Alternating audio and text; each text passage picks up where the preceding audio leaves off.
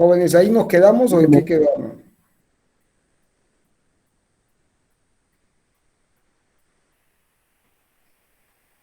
Entonces, en estas condiciones, F0 igual,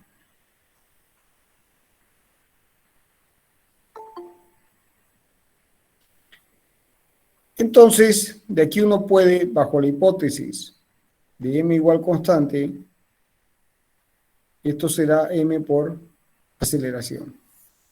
Bueno, entonces, en términos de módulo, fíjense que la fuerza tiene la misma dirección y sentido que la aceleración. Entonces, analizando el módulo, como la dirección y el sentido están definidas,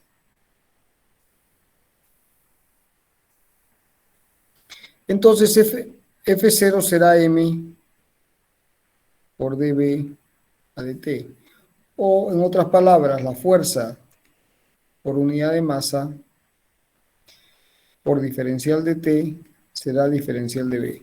Y si uno integra entre un tiempo inicial o entre 0 y t y una velocidad inicial y b, uno obtiene que F0 sobre la masa por el tiempo entre 0 y t es t, porque menos 0, y esto va a ser igual a b menos b0. O sea que la velocidad que adquiere la partícula ante una fuerza propulsora constante, si es constante, esto puede salir fuera de la integral. Entonces va a ser la velocidad inicial más el cambio producido por la aplicación de la interacción. ¿Se entendió? Ingeniero, una pregunta. ¿Qué tema estamos avanzando? Buena pregunta, joven. Dinámica de una partícula. Gracias, ingeniero.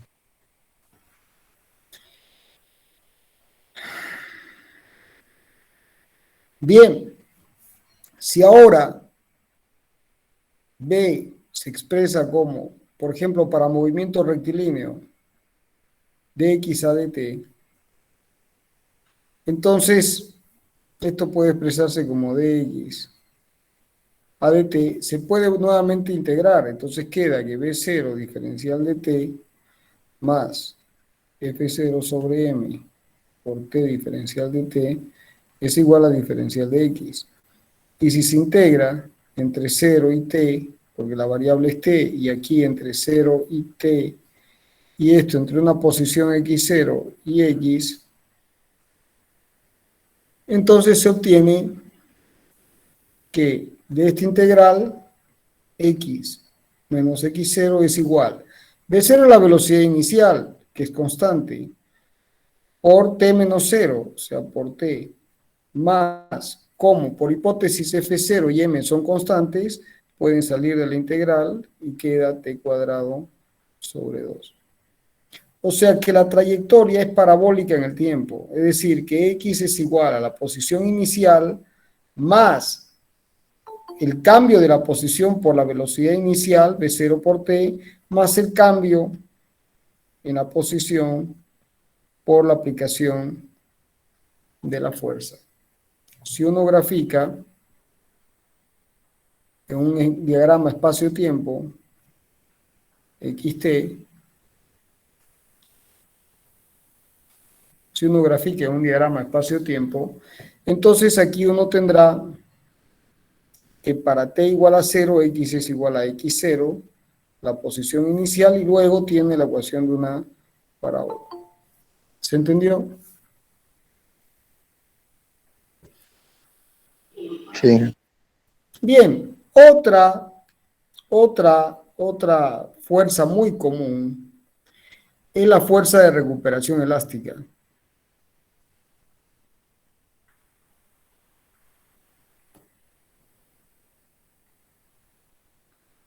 que estudiaremos en detalle. Hay todo un capítulo sobre esto, se llama vibraciones mecánicas. Fuerza de recuperación, la fuerza de recuperación elástica. Bien, bueno, la fuerza de recuperación elástica, jóvenes, en su expresión más general, es proporcional al desplazamiento. O sea, si la partícula está a una distancia r y está vinculada a un resorte al origen de constante k, entonces aparece una fuerza de recuperación elástica que es menos k por r. Y esto puede expresarse como la componente en x menos k por x, la componente en y menos k por y, y la componente en z menos k por z. La mayoría de los casos prácticos son unidimensionales, es decir, uno adopta como sistema de referencia este. Entonces, si uno adopta como sistema de referencia ese, este es el origen, este es el sistema del resorte y esta es la masa. Entonces uno trabaja solamente con esta expresión, con menos k por x. Bueno, y esta fuerza, jóvenes, es una fuerza que es conservativa. ¿Qué significa que sea conservativa? Que admite función potencial. Ya veremos con más detalle este tema en vibraciones mecánicas. Bien, entonces fíjense, tiene las interacciones de la naturaleza, interacción gravitatoria, electromagnética, fuerte y débil, que son las interacciones típicas de la física, pero en las aplicaciones prácticas aparecen tres: la fuerza propulsora igual constante, tienen la fuerza de recuperación elástica, menos K por R, que esto da origen al capítulo vibraciones mecánicas, y luego tienen la fuerza de roce, que es importantísima en la ingeniería, porque todo lo que sucede en ingeniería se da con roce. No hay nada que no tenga roce. Bien, ahora, si ustedes observan, en todos estos casos, la fuerza de roce, en la mayoría de los casos, la fuerza es proporcional a la velocidad a una potencia n, según la dirección tangente. A una potencia de la velocidad. Entonces, fíjense, uno tiene fuerza igual constante, proporcional a r, al desplazamiento y proporcional a la velocidad. O sea que en el caso más general, f será una función del espacio, de la velocidad y del tiempo. Y esto tiene que ser igual para masa constante, igual a masa por la aceleración, pero la aceleración, jóvenes, se puede expresar como r dos puntos.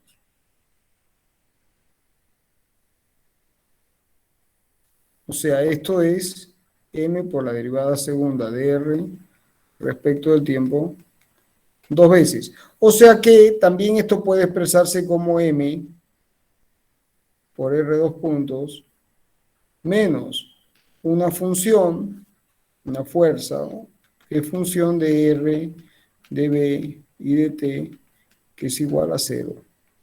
Y esta es una ecuación diferencial de segundo orden.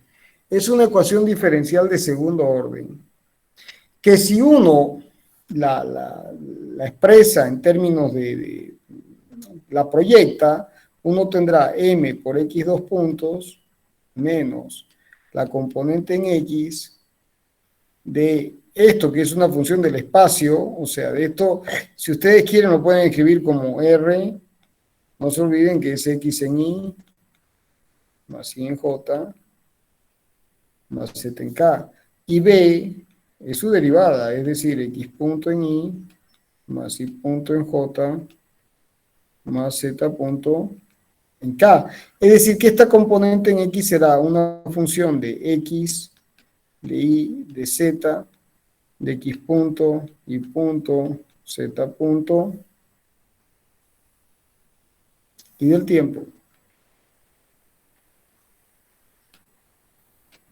Igual a 0. Y de igual forma, proyectando en y, se tendrá m por y dos puntos menos la componente en y, que es una función de x y z, de x punto, y punto, z punto, y del tiempo, igual a 0.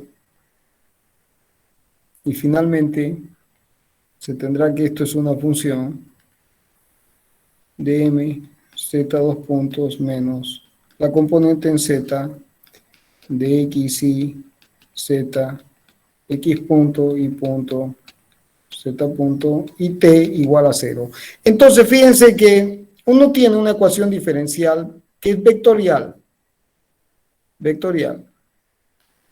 que es esta. Pero esta ecuación vectorial da origen a un sistema de tres ecuaciones diferenciales.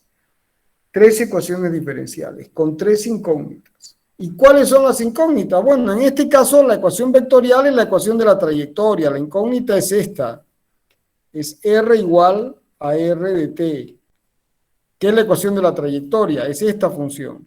O si uno resuelve las ecuaciones escalares del sistema, la incógnita será x igual a x de t para esta ecuación, y igual a y de t para la segunda, y z igual a z de t para la tercera. O sea que el problema de la mecánica, jóvenes, se reduce a... Hay dos problemas por resolver. Se presentan en la práctica dos problemas. Aquí, ahí es suficiente.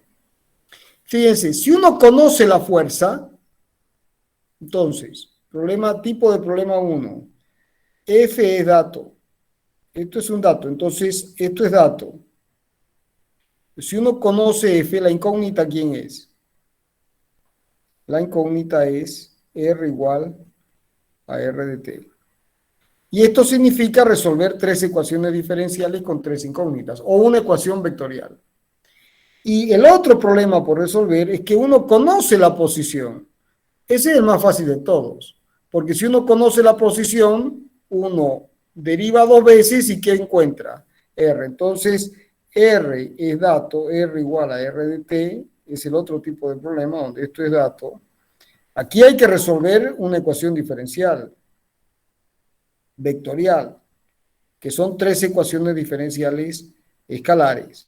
En este caso, si la posición es dato, entonces se deriva una vez, dos veces, ¿y cuál es la incógnita? La incógnita es la fuerza, que es el caso menos común. En la mayoría de los casos se conoce la causa y se busca el efecto. Se conoce la fuerza, se conoce la interacción y lo que se busca es la posición como una función del tiempo. ¿Se entendió, jóvenes?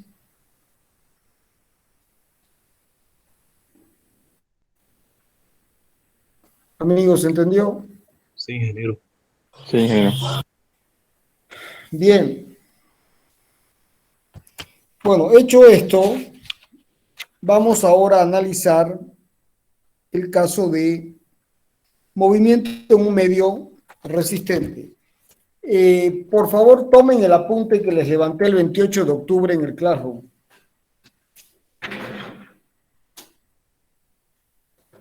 Supongo que ya lo tienen impreso. Vamos a ir siguiendo ese apunte. ¿De acuerdo? ¿Ya lo identificaron? Sí, ingeniero. Sí, ingeniero. Bueno, este es uno de los temas con aplicaciones prácticas más importante. ¿Por qué? Porque en la mayoría de las aplicaciones prácticas de ingeniería, en ingeniería hidráulica, ingeniería mecánica, o sea, donde las cosas se mueven, la resistencia siempre existe. Entonces, vamos a estudiar el movimiento en un medio resistivo. Entonces, vamos a ir desde lo más simple hasta lo más complejo. Bien, entonces, lo primero que vamos a ver son las resistencias al movimiento en la naturaleza. Entonces, hay dos tipos de resistencias. Hay una resistencia que es sólido-sólido.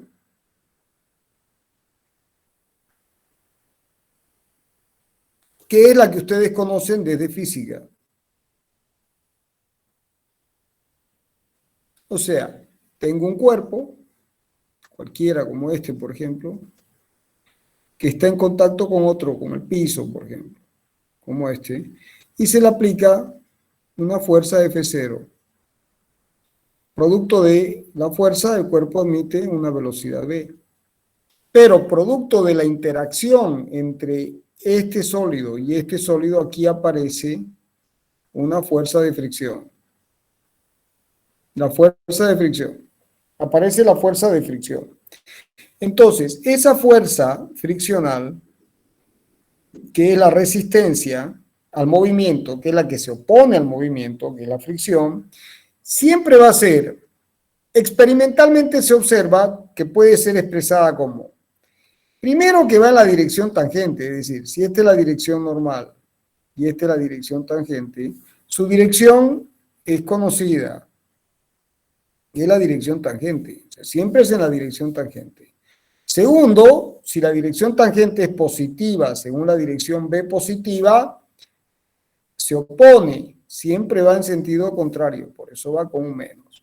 Y es proporcional a la normal, es decir, mientras mayor es la fuerza normal, la resistencia es mayor. O sea, experimentalmente se observa de que hay una proporcionalidad entre la resistencia y la fuerza normal.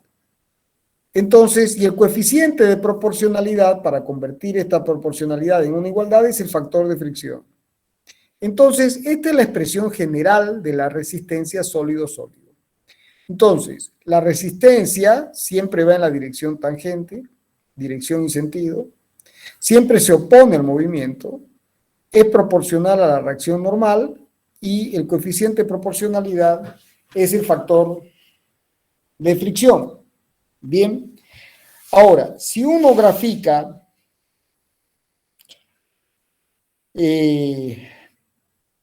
la relación entre la fuerza de fricción y la resultante según la dirección tangente, es decir, yo aplico F0 menos la fuerza de fricción. Entonces, al principio, el cuerpo no se mueve y se observa una relación que es una línea recta, así. Así. Entonces, ¿qué es lo que sucede? Que se alcanza un máximo y el cuerpo está en reposo. Y luego del máximo, cuando empieza a moverse, la resistencia cae y se estabiliza y se hace constante. Entonces, esto es lo que se llama,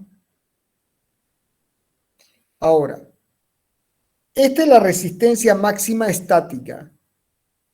Esta es la fuerza de fricción estática en términos del módulo. ¿Y cuánto vale? Ah, bueno, vale su módulo, como módulo, vale mu estático por la normal. Y es el máximo valor que puede alcanzar la fuerza de fricción. Y luego, una vez que se empieza a mover, una vez que uno vence la resistencia, las asperezas entre los dos sólidos, esto cae a un valor que es el cinemático. ¿Y cuánto vale la fuerza de resistencia cinemática o cinética? El mu cinético por la normal.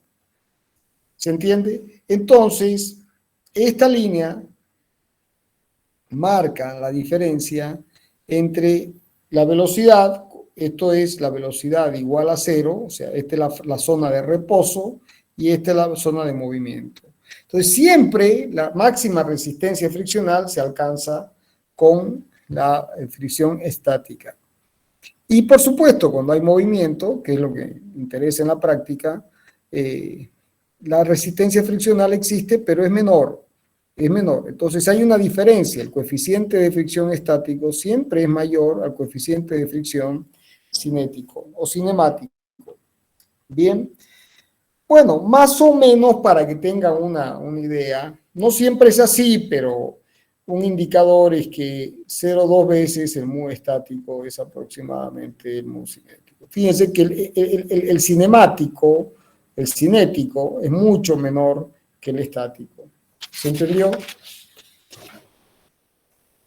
Sí. Sí. Ahora, si en cálculo numérico, cuando se resuelven ecuaciones diferenciales con aplicaciones numéricas, que es algo que hoy está muy extendido por el uso de la computadora, también la fuerza de fricción se acostumbra a escribirla de esta forma. Es decir, no se olviden que acá se tiene el sólido, la resistencia, estamos hablando de la resistencia sólido-sólido, ¿no? Entonces, acá hay la fuerza motora, ¿no? Y aquí se tiene la velocidad, la fuerza motora, el sistema de referencia y coordenadas intrínsecas, la dirección tangente y la dirección normal. Entonces, aquí aparece la fuerza de fricción. Bien, esa fuerza de fricción también se acostumbra a escribirla como menos mu por la normal según la dirección tangente, ¿no? Ahora, también en lugar del versor tangente se acostumbra en muchos casos a escribir esto como la velocidad sobre el módulo de la velocidad. Porque fíjense, este es un vector que tiene módulo unitario y que tiene la dirección tangente. ¿Y cuál es la ventaja de escribir esto de esta forma? Menos mu por la normal por b sobre el módulo de b.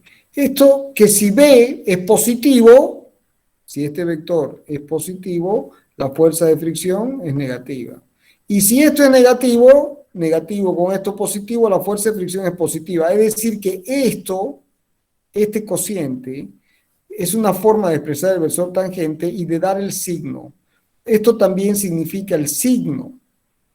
El signo. Cuando esto sea positivo, la fuerza de fricción va a ser negativa, y cuando esto sea negativo, la fuerza de fricción va a ser positiva. En otras palabras, la fuerza de fricción siempre se opone al movimiento.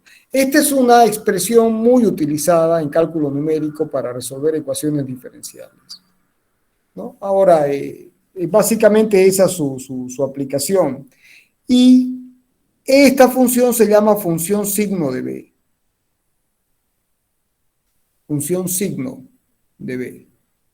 ¿Y por qué se llama la función signo? Porque da el signo, el módulo es 1. ¿Se entiende? ¿Se entendió el concepto de resistencia sólido-sólido y cómo se expresa y la variación entre la resistencia en condiciones estáticas y cinemáticas? Sí, ingeniero, se entendió. ¿Todos lo entendieron?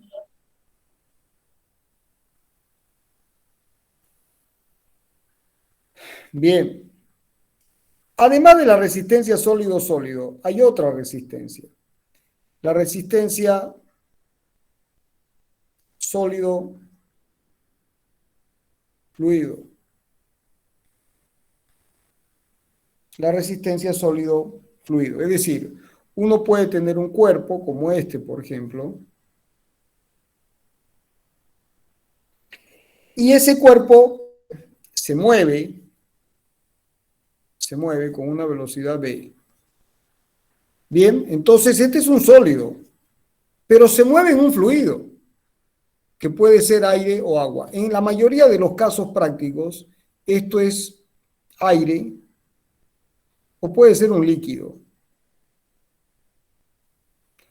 Pero el líquido puede ser agua o pueden ser aceites o otras aplicaciones, otros.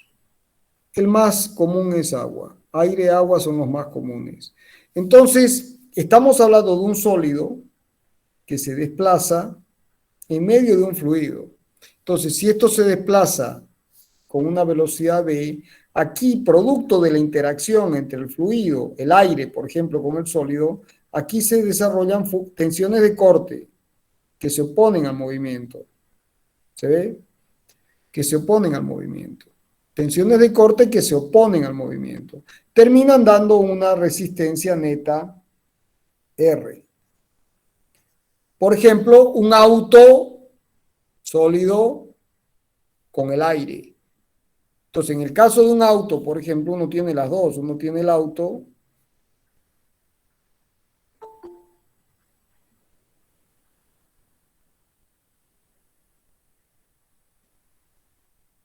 entonces, si el auto se mueve con velocidad así, la corriente de aire tiene esta. Entonces, aquí se genera una resistencia sólido-fluido, pero además hay una fricción sólido-sólido en las ruedas. Entonces, fíjense, este es un típico ejemplo de resistencia sólido-sólido, rueda-piso, y sólido-fluido, el auto en contacto con el aire. ¿Se entendió? Sí, ingeniero. También Sí, se no. puede presentar la resistencia sólido-fluido, un avión, por ejemplo. En el caso del avión ya no hay, una vez el avión despega, una vez se está en el aire, ya desaparece la resistencia sólido-sólido. O un buque, por ejemplo, un buque sería la resistencia de un buque, ¿no? Un buque petrolero, por ejemplo, podría ser así, digamos, ¿no?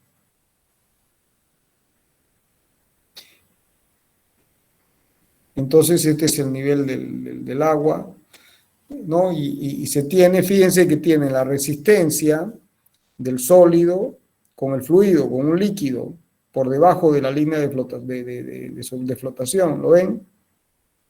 Pero además de eso, tengo también aquí la resistencia con el aire.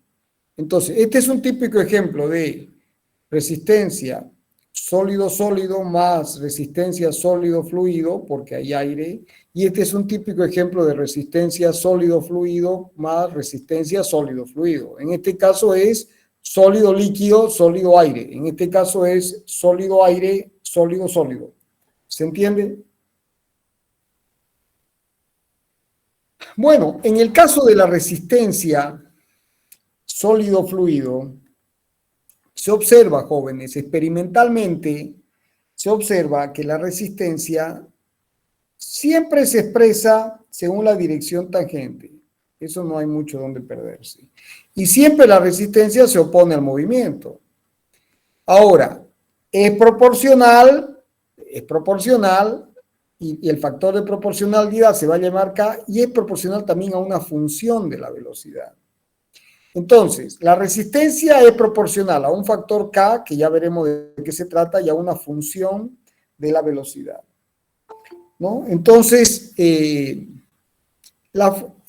factor K, como está en el apunte, es una propiedad del fluido.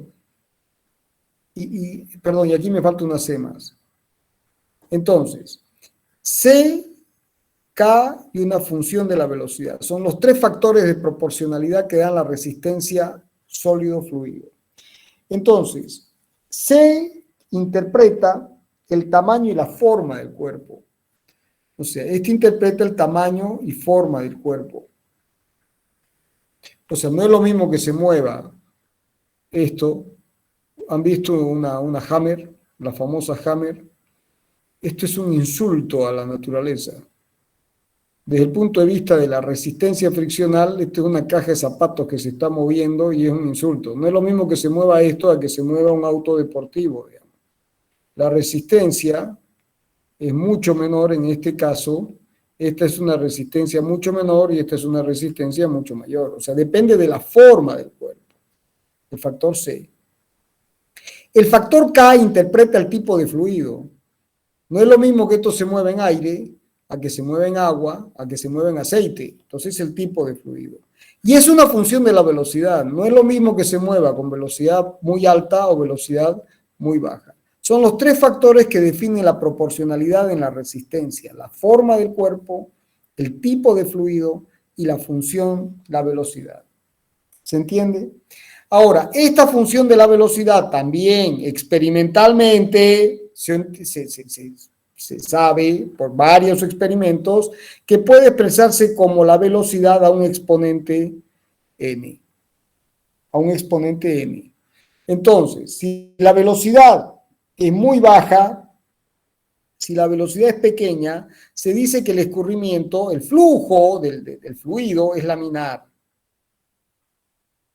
Y n vale 1. O sea, miren que aquí estamos empezando ya a introducir un concepto y es que el régimen del movimiento, del fluido, con respecto, es relativo con respecto al sólido, ¿no? Se dice que es laminar cuando la velocidad del fluido con respecto al sólido o el sólido con respecto al fluido es movimiento relativo, es muy bajo, entonces cuando eso sucede el exponente de esta función vale 1.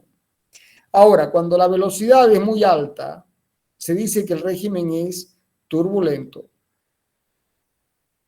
Es turbulento y en ese caso el exponente vale 2. Y en la mayoría de los casos prácticos, ¿cuánto vale el exponente? Vale 2. Bien. ¿Se entendió hasta ahí? Entonces, si uno tiene un fluido como este, por ejemplo, una bala, por ejemplo, vamos a pensar en una bala, ¿no? Entonces, podemos analizar como que la bala está quieta y lo que se mueve es el fluido.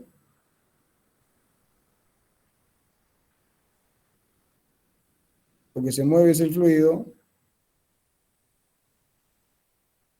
O que la bala se mueve y lo que se mueve y lo que está quieto es el fluido. Es lo mismo.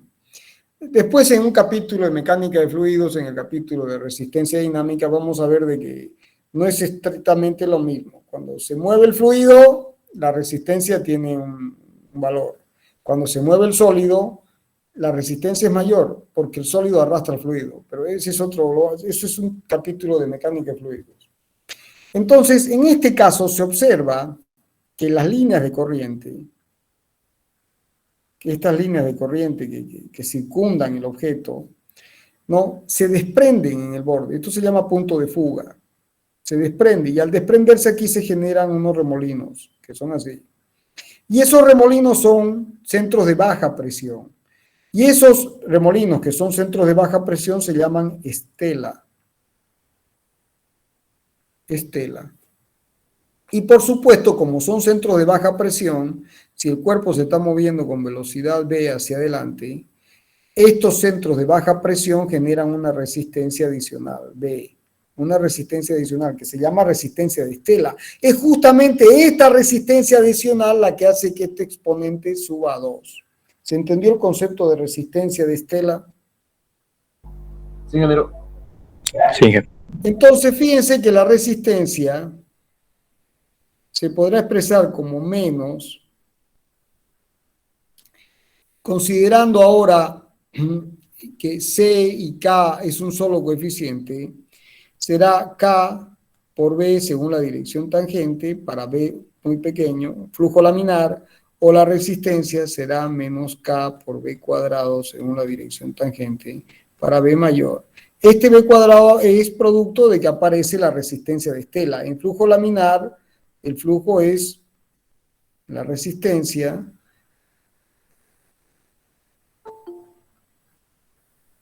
no se produce la estela. No hay estela, porque la velocidad es muy baja. Es muy baja. Entonces no hay estela, por eso el exponente vale 1. Ahora, en este caso también, para esta expresión, también se puede expresar R como, utilizando la función signo, es muy común expresarla como menos K por B dividido el módulo de B. ¿De acuerdo? Según la dirección tangente. Entonces, de esta forma, aquí. K por B por el módulo de B, según la dirección tangente. De esta forma, esta B también introduce el signo, es decir, cuando B es positivo, la resistencia es negativa, cuando B es negativo, la resistencia es positiva. Al hacer este juego, el cuadrado, dividirlo en B y el módulo de B, el módulo está introducido, ya está, pero además aquí estamos logrando meterle de que cuando por cualquier motivo el cuerpo, en vez de moverse en este sentido, se mueve en sentido contrario, automáticamente este término cambia el signo. ¿Se entiende?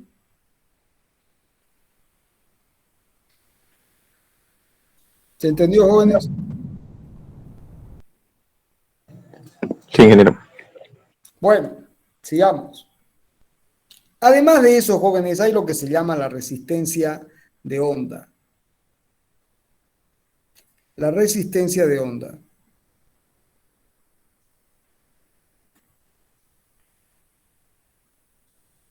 La resistencia de onda. Bueno, para que se entienda la resistencia de onda, tiene que entenderse que cuando un cuerpo se propaga en medio de un fluido, ¿no? Si el cuerpo se mueve en el medio del fluido, genera ondas. Basta con ver, por ejemplo, una lancha en un estanque. ¿Han visto la lancha en un estanque? Entonces se generan unas ondas, ¿las han visto? Así. Bien, entonces, ¿qué sucede? Que si el cuerpo se mueve con una velocidad muy baja, con v menor que la velocidad con la que se prepara la onda, es decir, la onda se propaga más rápido, se propaga así, esta es la velocidad de propagación de la onda y esta es la velocidad de propagación del cuerpo.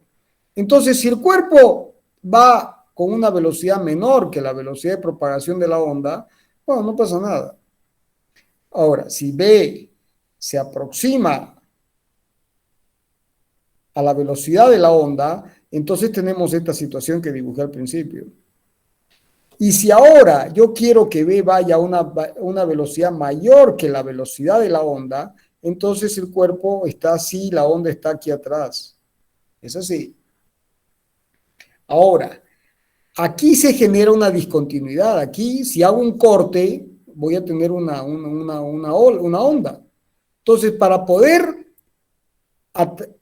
atravesar esta barrera, tengo que vencer la resistencia de onda. Hay una resistencia adicional para poder lograr que B sea mayor que A. Es lo que se llama resistencia de onda. En este caso se dice que el flujo cuando B es menor que la velocidad A, se dice que el régimen es subcrítico. Cuando B es igual a A, el régimen es crítico. Y cuando B es mayor que A, es supercrítico. Esto en el caso de líquidos. Agua, básicamente agua.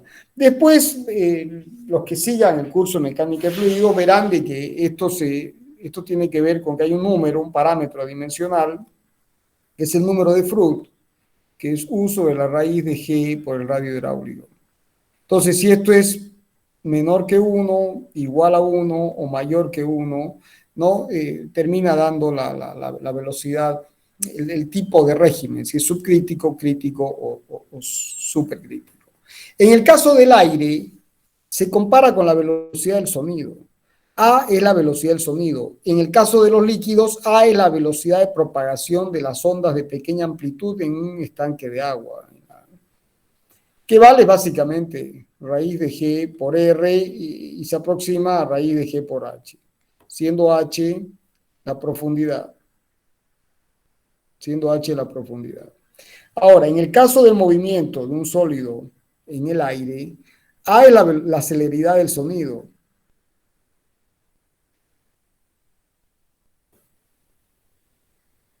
A es la celeridad del sonido.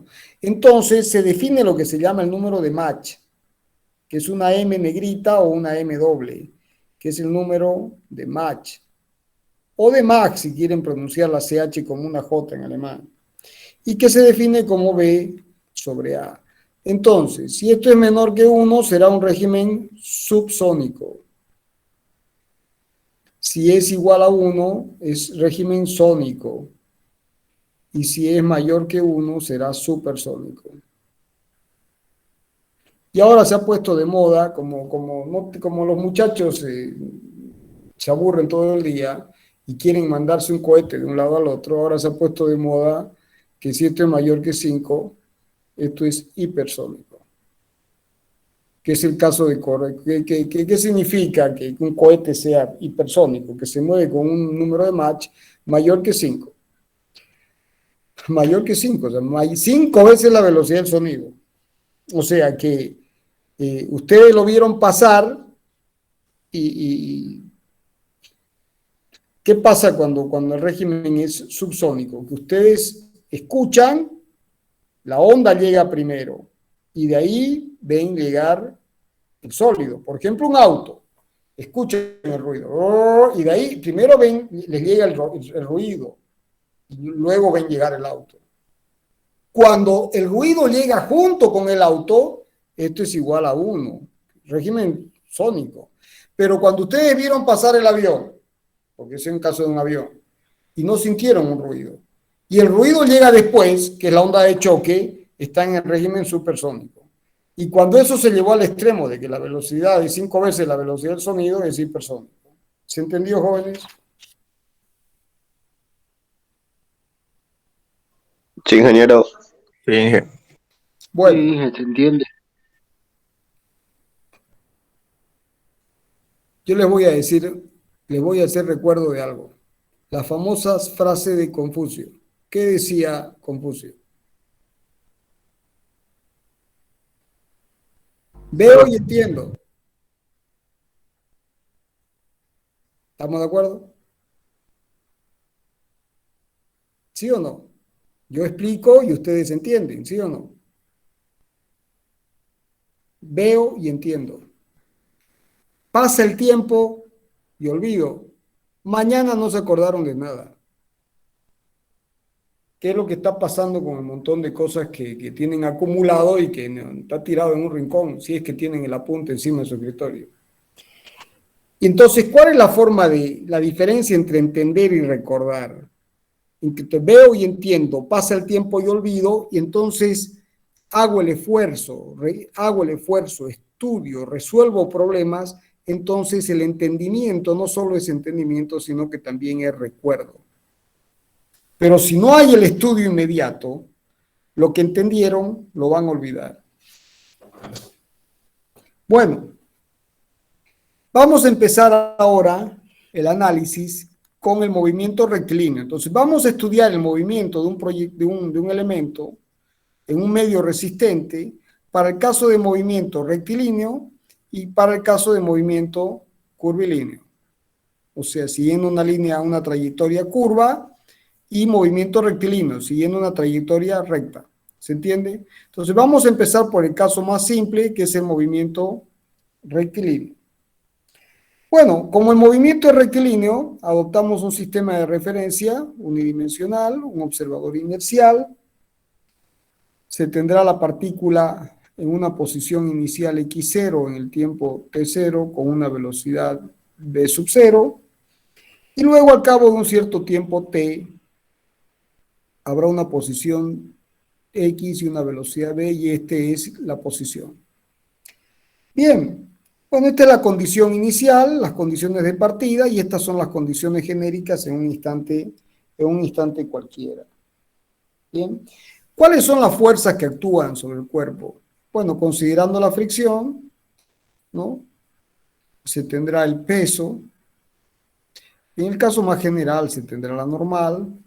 Se tendrá una fuerza propulsora, esto es muy importante, una fuerza propulsora, por ejemplo, la propulsión de la hélice de un barco, ¿no? Acá se tendrá la fuerza de fricción. O sea, no se va a considerar la rotación del cuerpo por el brazo de palanca que se genera aquí, porque estamos en la dinámica de un punto material. Esto es como un punto material. Después analizaremos el movimiento de un sólido. Bien, entonces se adoptarán como condiciones iniciales. No se olviden de las condiciones iniciales. Hicimos toda una explicación sobre eso. Las condiciones iniciales son para t igual a 0, la posición será x0 y la velocidad será v sub 0. Bien, entonces como aquí hay una sola dimensión, suma de fuerzas, la resultante, tendrá que ser igual a masa por aceleración. Entonces, en este caso, la suma de fuerzas en X será igual a la variación de la cantidad de movimiento en X respecto del tiempo. Y esto va a ser igual para masa constante M por dv de X con respecto al tiempo.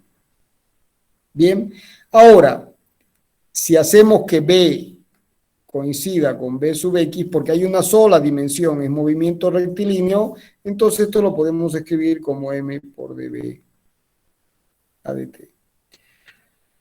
Bueno, entonces, si ahora hacemos la suma de fuerzas, tendremos que esto será la fuerza F0 menos el mu cinético, porque se está moviendo, ¿no es cierto?, por la normal, será igual a masa por la variación de la velocidad con respecto al tiempo. Fíjense que ahí termina la física, jóvenes. Aquí terminó la física. Lo que viene a continuación ahora es matemáticas. Aquí termina la física. Ahora vienen sus habilidades matemáticas. Si yo, ¿qué tengo que hacer? Resolver la ecuación diferencial. Que además es una ecuación diferencial muy simple, porque es una ecuación diferencial de variables separables. Puedo separar las variables. Entonces separo. Entonces me queda que F0 sobre M menos el mu cinético sobre M por la normal,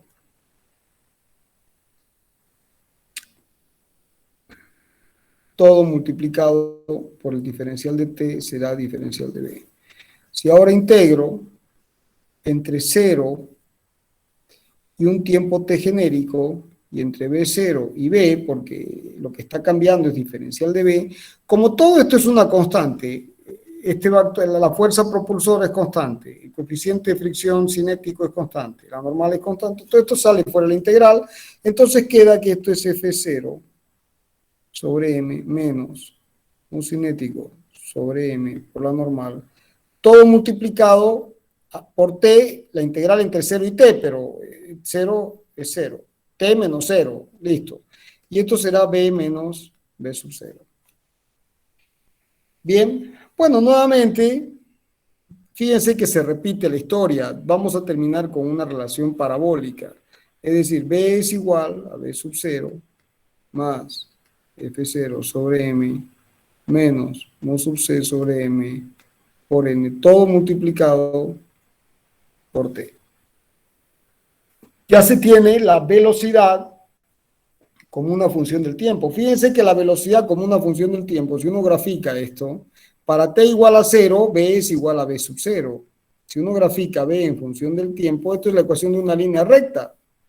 Para t igual a 0, esto vale b sub 0. Bien, ¿y esto qué es? Es la pendiente de la recta. O sea, si este ángulo es θ, la tangente de θ, ¿cuánto vale? La tangente de θ es esto.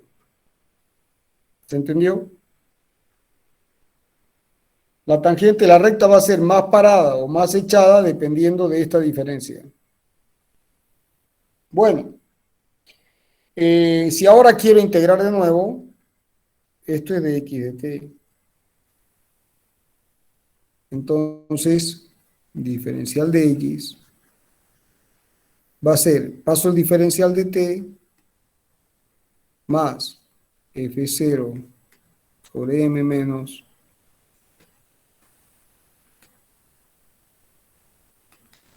e integro entre x0 y x, entre 0 y t, y entre 0 y t. Entonces esto da x menos x0 y es igual. B0 es una constante, por lo tanto será P0 por t menos 0, o sea, por t. Más, nuevamente, esto es una constante.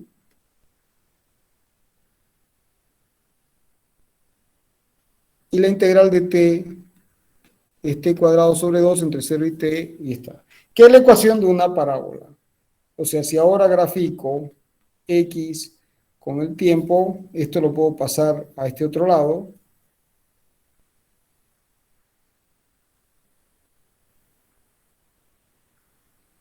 Entonces, para t igual a 0, esto es 0, esto es 0, esto es x0, y esto tiene la ecuación de una parábola, que es una trayectoria parabólica. ¿Se entendió?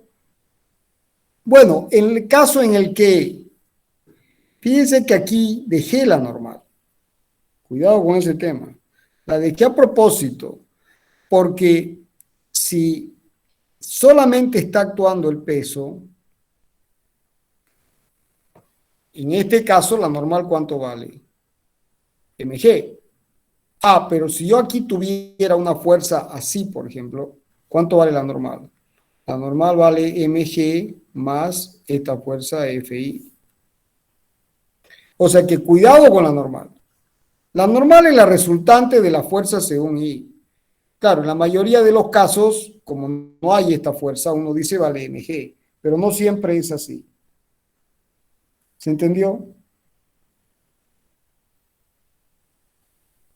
Sí, ingeniero. ¿Todo lo entendieron? Sí, ingeniero. Sí.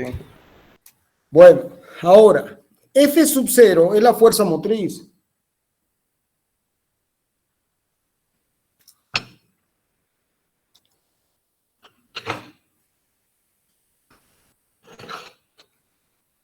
F sub 0 es la fuerza motriz. ¿Cómo se entiende la fuerza motriz? Es la fuerza propulsora.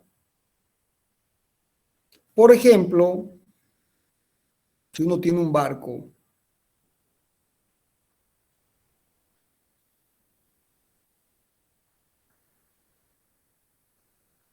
entonces esto gira y expulsa agua hacia atrás y uno tiene una fuerza motriz. Y aquí está el superbarco, qué sé yo. Y está la fuerza motriz.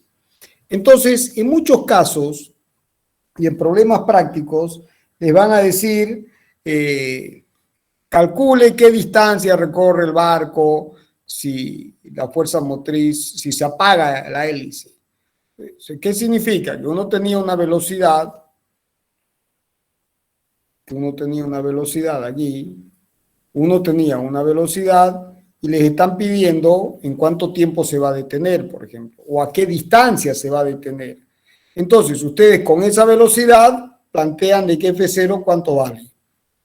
Vale 0. Entonces, va a ser B0 menos este término, hasta que va a llegar un momento en el que la velocidad se va a hacer 0 y se detuvo. ¿Se entendió? Sí, ingeniero. Bueno, y ahí tienen el apunte la condición del X máximo. ¿Sí? ¿Cuánto puede recorrer el barco y en qué tiempo alcanza el reposo? Bueno, ¿se entendió hasta acá, jóvenes? Sí, ingeniero. Sí.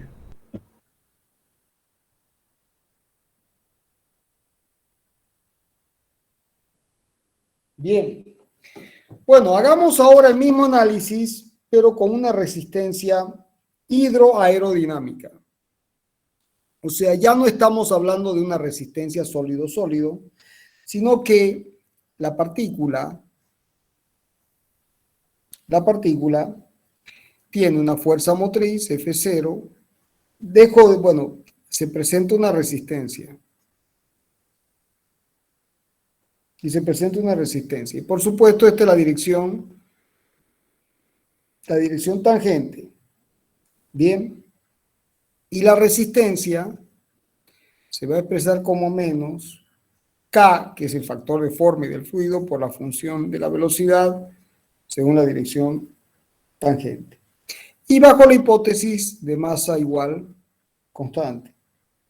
Bueno, si se hace la suma de fuerzas según la dirección tangente, ¿qué es lo que uno obtiene? F0 menos K por una función de la velocidad es igual a ¿quién? A masa por la aceleración. Y ahí termina la física, jóvenes. Ahí termina la física. ¿Qué viene a continuación?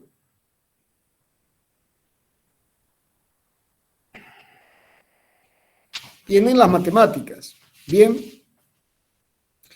Entonces, F0 sobre M menos K sobre M por una función de la velocidad dividido por la masa es igual a la aceleración. A este factor lo voy a llamar alfa y a este lo voy a llamar beta. Entonces me queda que alfa menos beta por una función de la velocidad es igual a dB a dt. ¿Y qué obtuve, jóvenes? ¿Qué obtuve?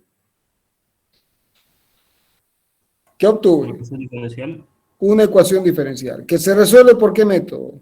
Por el método de variables separables. Bueno, antes de eso quiero que analicemos un poquito, las unidades de beta. Beta es el coeficiente, alfa es la fuerza motriz por unidad de masa, es una aceleración. Es la aceleración inducida por la fuerza motriz. Fuerza por unidad de masa es la aceleración inducida por la fuerza motriz. Pero beta es el coeficiente de resistencia. Fíjense que beta es K sobre M. Y tiene unidades, jóvenes. Cuidado con ese tema, ¿no? Y beta tiene unidades. Entonces, beta que es K sobre M, y no hay que olvidarse que R es K, el módulo de R, o sea, nos olvidamos del signo, vale R por una función de la velocidad. O sea que K tiene unidades de fuerza sobre unidades de la función de la velocidad. O sea que esto, en definitiva, podrá escribirse como unidades de R, pero aquí abajo tengo la velocidad a un exponente n. Entonces, este K, las unidades de K, serán unidades de fuerza, que son estas, sobre velocidad, longitud sobre tiempo a la n. Bueno, y va a depender de qué expresión se adopte. Ahí en el apunte tienen bien el detalle.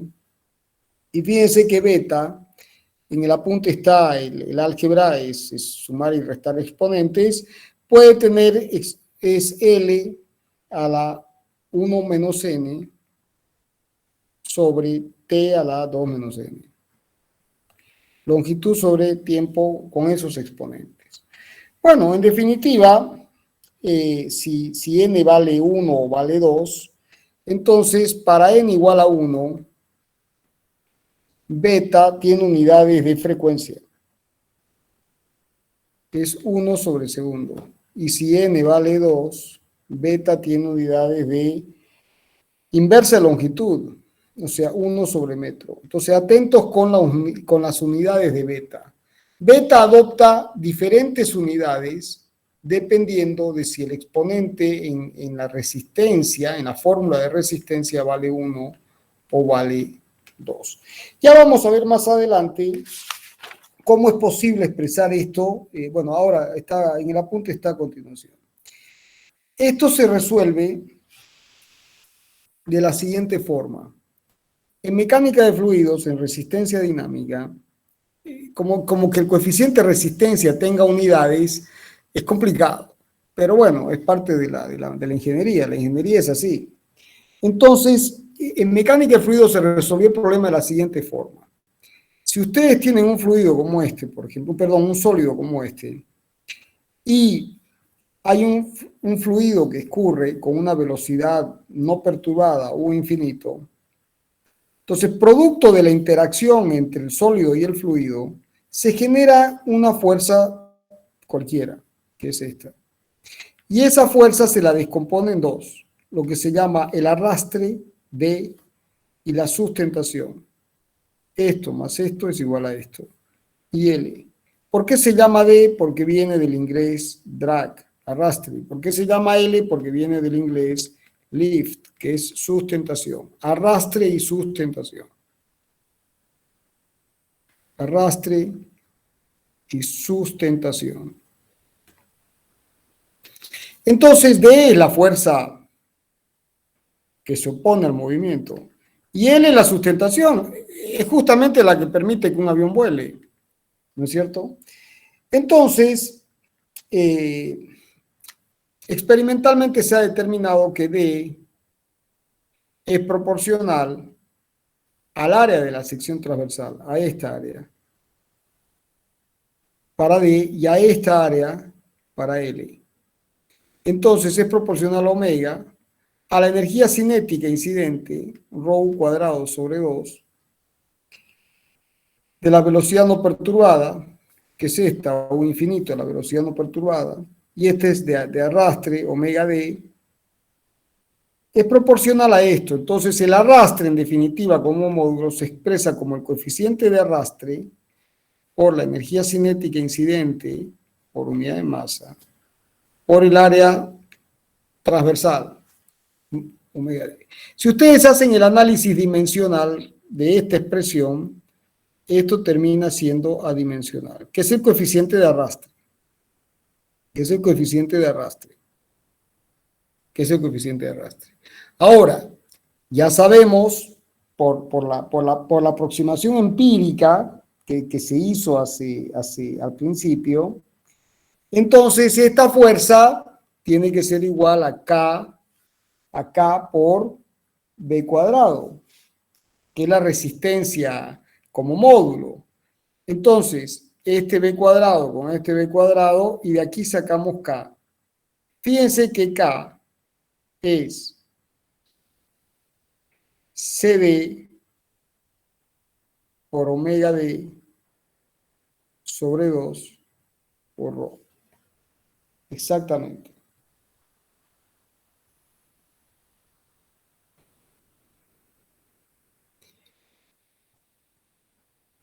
¿Estamos? Ahora,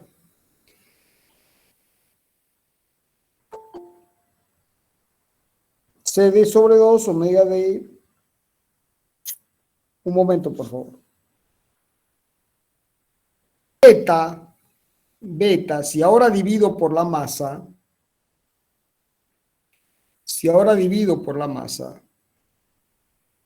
la masa del sólido, esta es la masa del sólido, esto es beta, pero esta es la masa del sólido.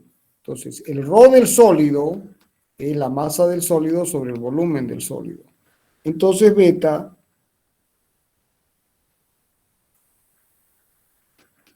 es igual a CD por omega D sobre 2 por ρ del fluido sobre la masa, pero la masa es ρ del sólido por el volumen del sólido. Entonces, fíjense que beta depende del área de la sección transversal, de la densidad del fluido, de la densidad del sólido, del volumen del sólido.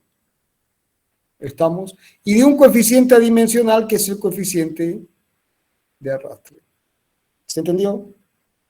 Bueno, esta expresión permite vincular C sub D con beta y beta con C sub D. O sea, porque en muchos casos hay que buscar el valor del coeficiente de arrastre. Entonces, en muchos casos aparece CD. Bueno, ¿cómo transformo CD en beta? Bueno, esta es la expresión. ¿Y cómo transformo beta en CD? Despejando a la inversa. ¿Se entiende?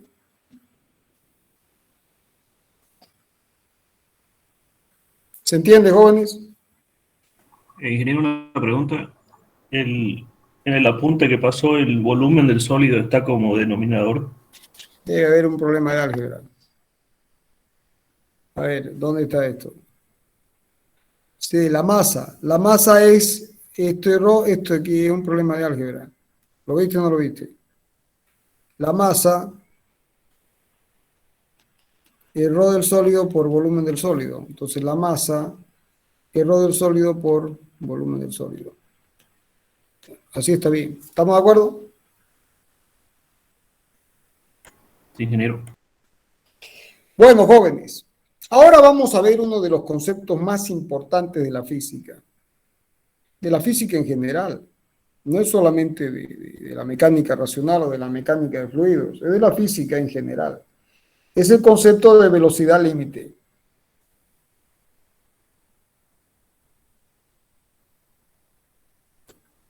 Es el concepto de velocidad límite. Este es un concepto extremadamente importante en mecánica de fluidos, en hidráulica, flujo en tuberías, flujo en canales. Bien, entonces fíjense que alfa menos beta por una función de la velocidad es igual a dB dt. Hasta ahí llegamos. Y alfa, para recordar, vale la fuerza motriz sobre la masa y beta es K sobre M. Es la resistencia. Ahora, ¿qué pasa?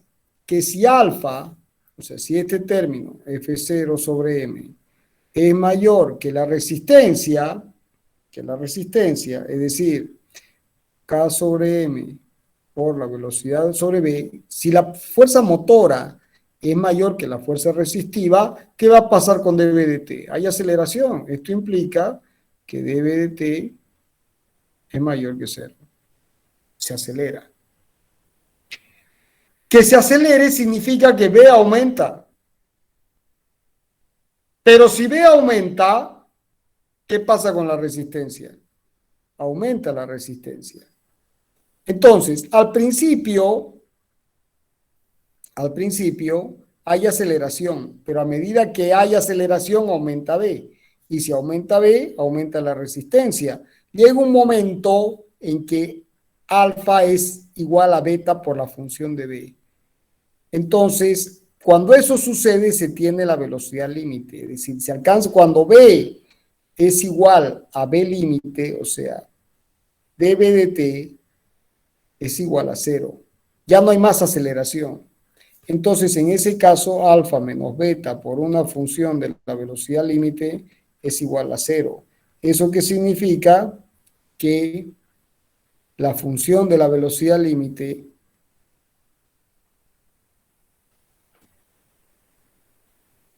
es igual a alfa sobre beta.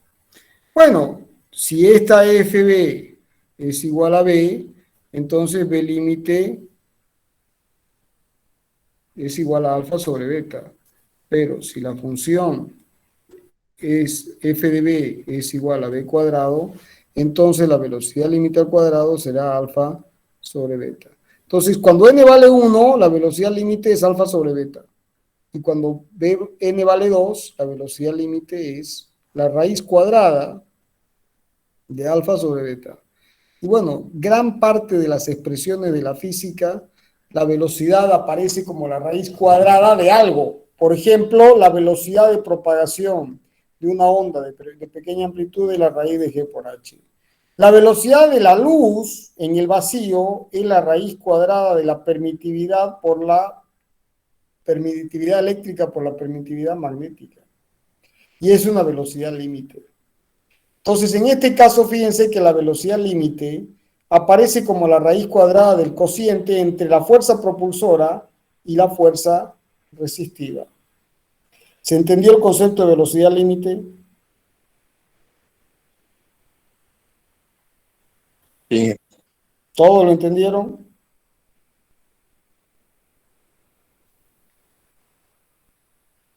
Bueno, ahora, fíjense acá que todavía uno puede tener dos opciones.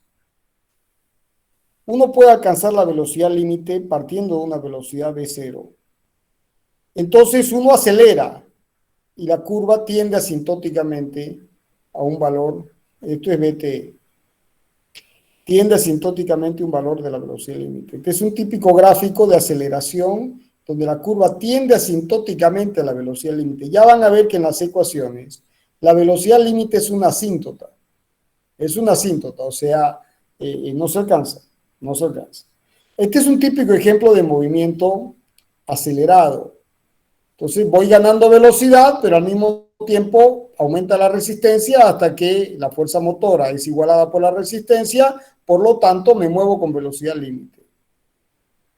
Bien, ahora también podría ser que yo parta con una velocidad muy alta, como esta, V0, y el proceso sea inverso, es decir, en este caso A es mayor que 0 hasta que se alcanza la velocidad límite, y en este caso podría ser el gráfico así, donde A es menor que 0. Y aquí se alcanza la velocidad límite por disminución. ¿Se entiende? Ingeniero, ¿algún ejemplo del segundo gráfico? Cuando empieza, o sea, la velocidad límite se le alcanza. Yo parto más arriba de la velocidad límite.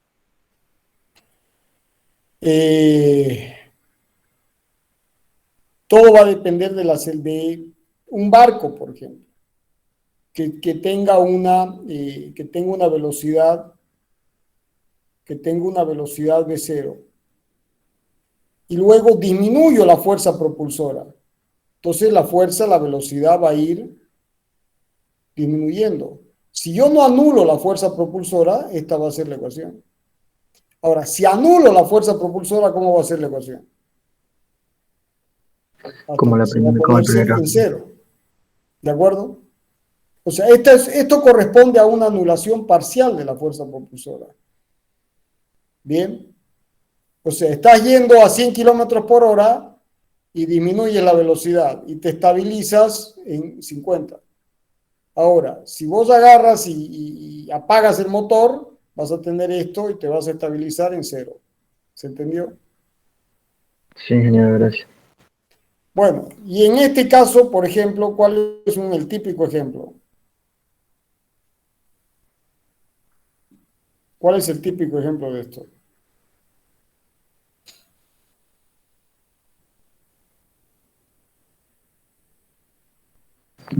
Un tiro parabólico.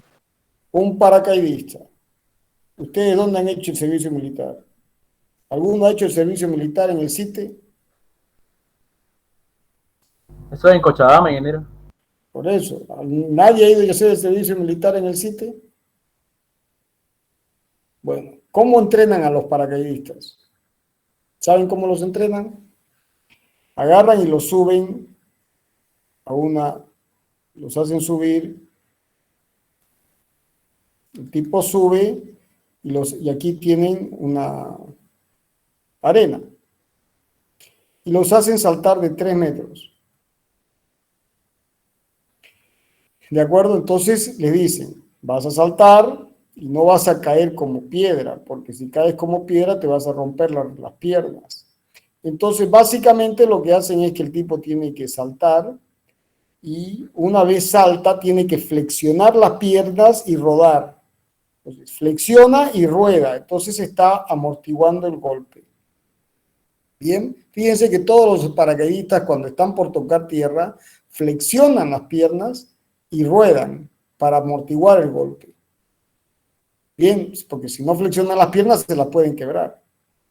Bueno, entonces los tipos aprenden a saltar de 3 metros. Despreciando la fricción en este tramito, si aquí ustedes saltan y parten con velocidad 0 y no hay fricción, van a tocar tierra con raíz de 2G por H.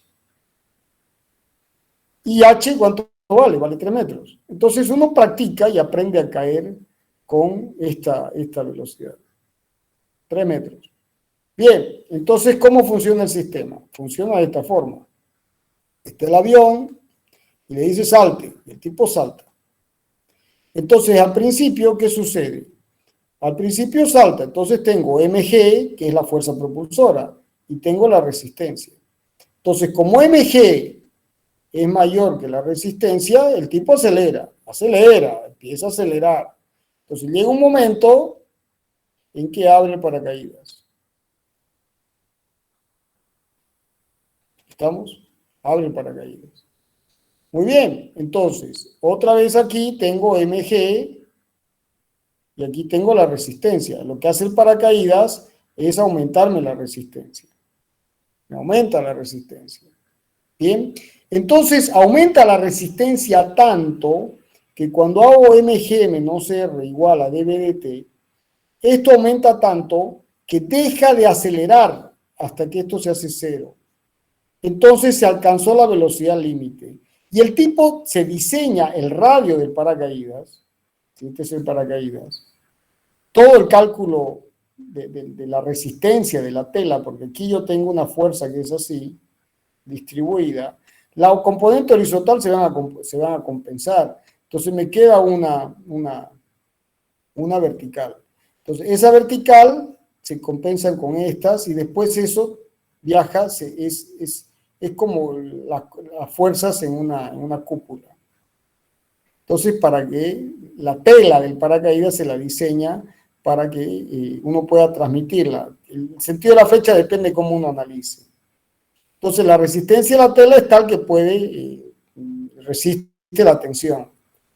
Bueno, y el radio del paracaídas tiene que ser tal que la velocidad límite tiene que ser menor que raíz de 2G por H. ¿Y este 2G por H cuál es? Es este, con el que el tipo practicó y aprendió a caer y a tocar tierra.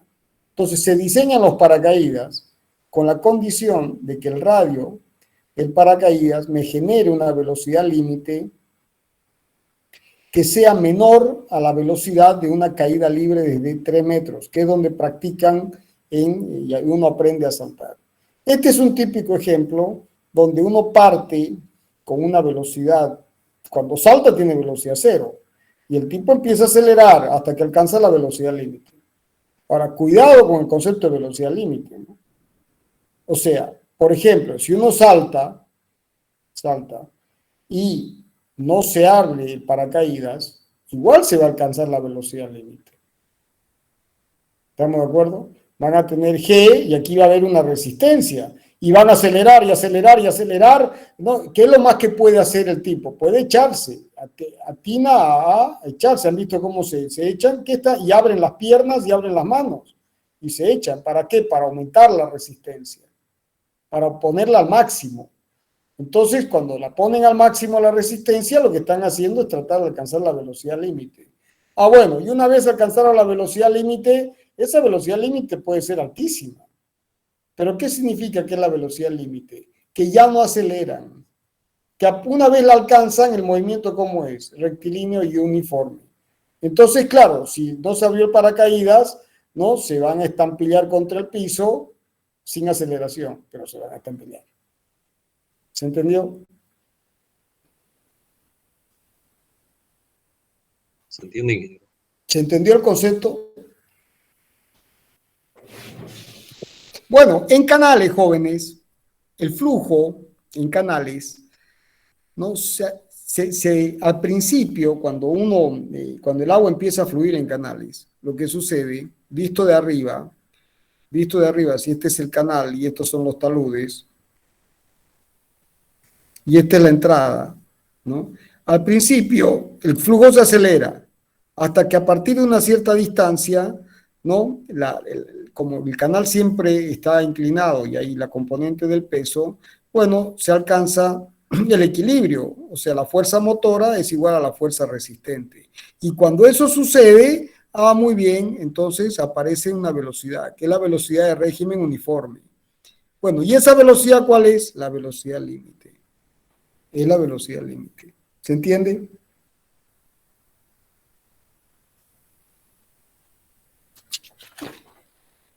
Bueno, vamos a hacer ahora el análisis que es matemáticas y está en el apunte, y como es matemáticas y está en el apunte, voy rápido. Vamos a hacer el análisis, fíjense, la ecuación es alfa menos beta por una función de la velocidad igual a dv de t. Bueno, vamos a hacer el caso en el que la función de la velocidad es igual a b. Bien, bueno, entonces esto es alfa menos beta por b es igual a dv a dt. Y esta es una ecuación diferencial de variables separables. Entonces me queda que diferencial de b sobre alfa menos beta por b es igual a diferencial de t. Integro. Bueno, integro, en el apunte estoy integrando entre 0 y t, y entre b0 y b. Esta integral es t. ¿Y esto qué es?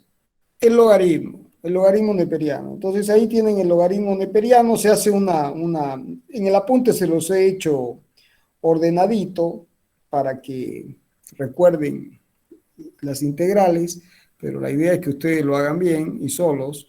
Entonces esto es el logaritmo, se hace una sustitución del tipo...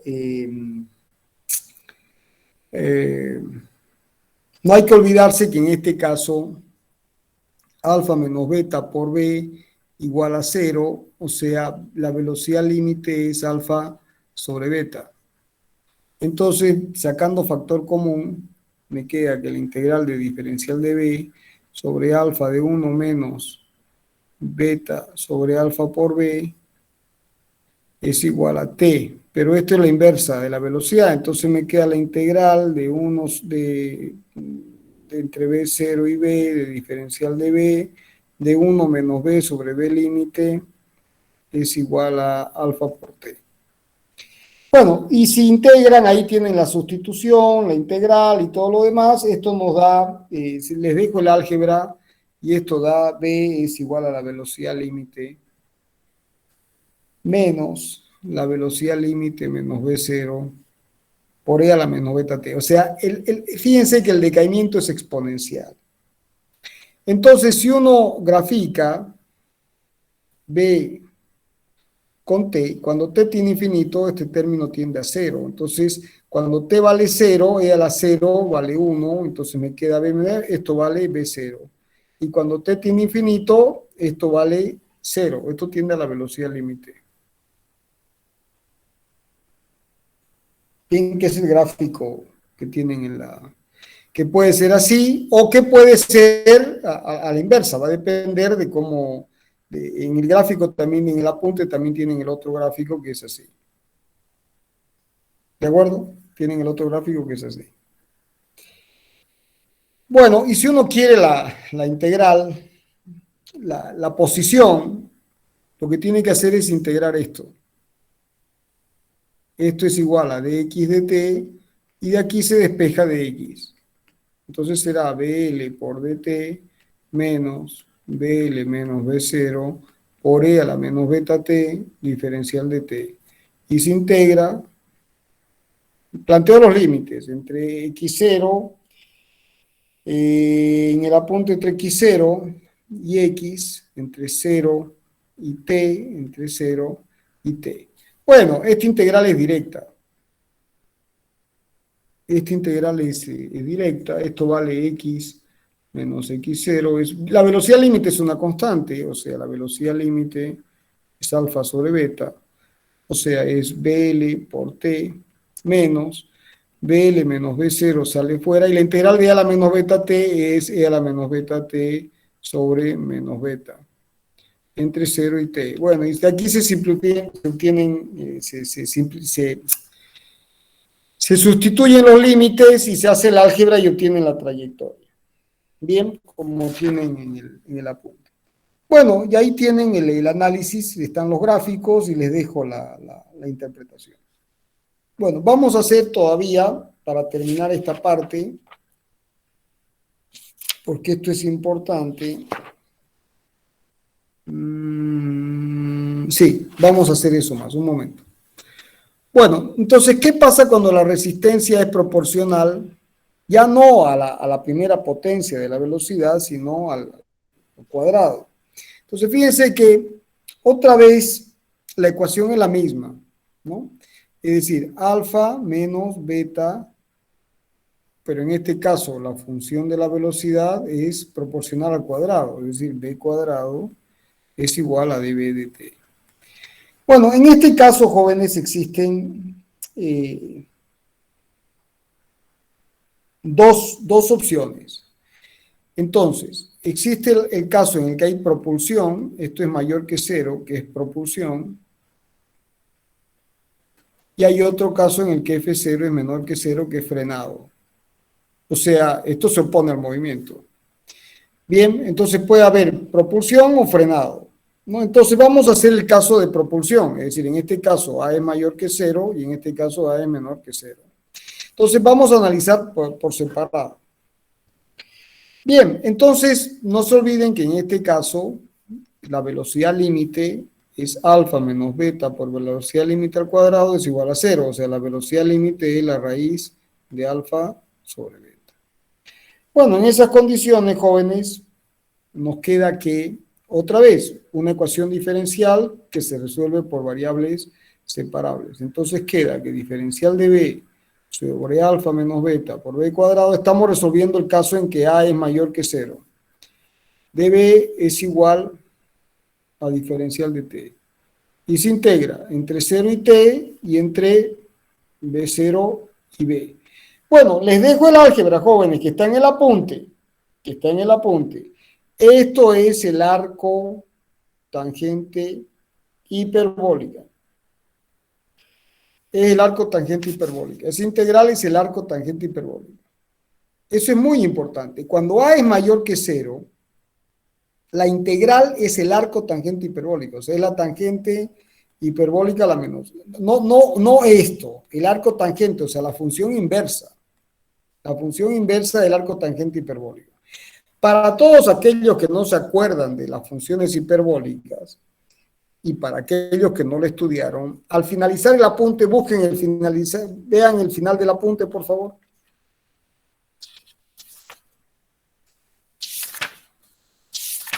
¿Están ahí o no queda nadie? Estamos, ingeniero. Sí, ingeniero. Vean la página que dice A1, apéndice, funciones hiperbólicas y desarrollos en series de potencias. ¿Lo ven?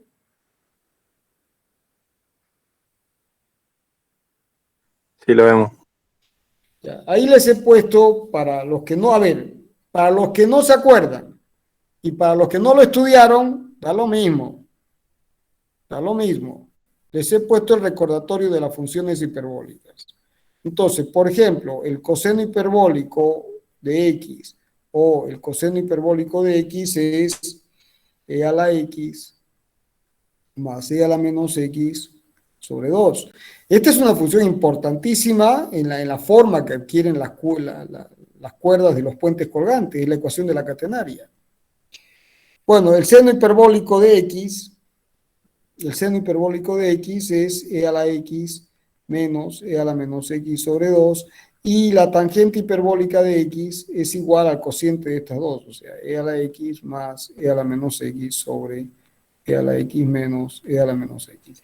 Y ahí tienen las funciones, ¿no? O sea, se las he graficado también, tienen, esto es el coseno hiperbólico, esto es el seno, y la tangente es así, es asintótica, es así, una cosa así, es así.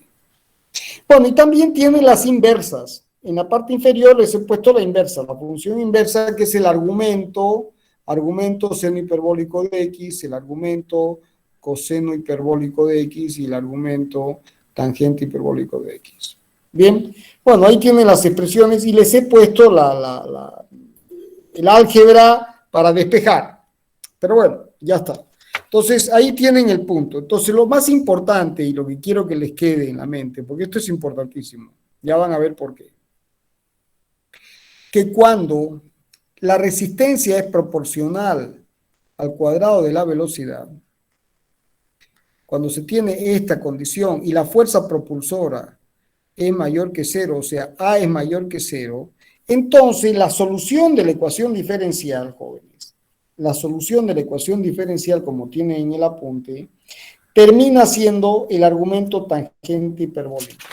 Es decir, les dejo el álgebra y se obtiene que el tiempo t es 1 sobre beta por BL por argumento tangente hiperbólica de B sobre BL menos argumento tangente hiperbólica de B0 sobre BL es esto. Y de ahí se puede despejar el tiempo. Bien, bueno, también se puede hacer la integral segunda, ahí está en el apunte, es álgebra, y se obtiene la posición. Vuelven a integrar, se vuelve a integrar de acá, ¿no? Se vuelve a integrar de aquí se vuelve a integrar sobre la posición de que dB de t, de que B es igual a dx de t, y de aquí se saca la posición. Listo. Bueno, ahora vamos al otro caso, que es muy interesante esto, porque después lo vamos a ver en la trayectoria de proyectiles y sus aplicaciones en la práctica de la ingeniería, en riego por aspersión y en diseño de saltos de esquí. Cuando A es menor que cero, o sea, la fuerza propulsora es menor que cero, o sea, alfa menos beta por beta cuadrado, por b cuadrado es igual a dB de t. La ecuación diferencial, jóvenes, como está en el apunte, es la misma, pero como esto es menor que cero, aquí tengo un más. Aquí me queda más. Entonces, como es más, resulta que diferencial de b sobre alfa más beta b cuadrado es igual a diferencial de t. Y esta integral, esta es el arco tangente de B sobre BL. Entonces, cuando A es mayor que cero, es el argumento tangente hiperbólica.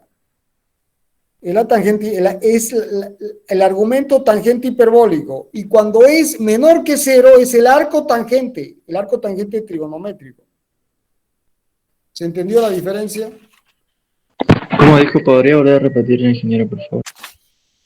Cuando la fuerza propulsora es mayor que cero, la aceleración es mayor que cero, y la ecuación diferencial es alfa menos beta b cuadrado igual a diferencial de t. ¿Eso lo entendiste? Sí. Ahora, si yo pongo que la fuerza propulsora es menor que cero, la aceleración es menor que cero, entonces la ecuación diferencial es alfa más beta cuadrado igual a diferencial de t. Cambia este signo, ¿lo ves? Sí, ingeniero. Entonces, si yo integro esto, la integral de esto es argumento tangente hiperbólica. Y si integro esto, la integral es arco tangente. Esto es e a la x y c a la menos x. Esta es la función tangente hiperbólica, su inversa. Y esta es la tangente trigonométrica, su inversa. ¿Se entendió la diferencia? Sí, ingeniero. Bueno, el resto está en el apunte y se los dejo como álgebra. ¿Estamos? Bien, la clase que viene vamos a ver, ubiquen el apunte movimiento curvilíneo. ¿Ya lo vieron? Sí, ingeniero. Está en la 10. Ahora, jóvenes, es clave que hayan digerido el apunte hasta aquí, al derecho y al revés para el jueves. Es clave. Si no han hecho esto unas 2 o 3 veces y han llevado el álgebra siguiendo el apunte, primero el planteamiento físico y luego la matemática, y tienen el apunte de guía, tienen que hacerlo solo 2, 3, 4 veces. Si no hacen eso el jueves, va a ser otro idioma, ni se va a entender. ¿Se entendió?